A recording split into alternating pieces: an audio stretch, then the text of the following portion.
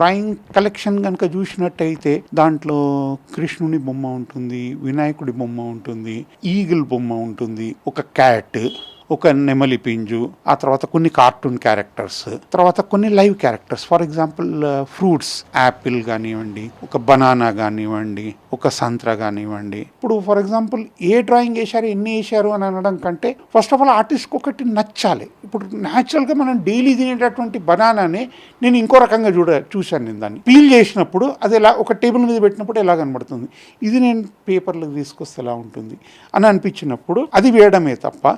అదేవిధంగా రోజు యాపిల్ తింటాను, కానీ యాపిల్ డ్రాయింగ్ వేయాలని వన్ ఫైన్ మార్నింగ్ అనిపించింది సడన్గా. ఎప్పుడు అనిపించింది అని అంటే మా మిస్సెస్ యాపిల్ని కట్ చేసి టేబుల్ మీద పెట్టేసి నేను ఏదో వర్క్లో ఉన్నాను, తినలేదు. ఆ సగం వరకు బ్లాక్ అయిపోయినాయి. బ్లాక్ అయిపోయిన తర్వాత దాని కలర్ కాంబినేషన్స్, కలర్స్ అన్నీ మారిపోయినప్పుడు అప్పుడు నాకు అనిపించింది, అరే యాపిల్ కూడా ఒక బొమ్మ తీస్తే బాగుండు కదా అని.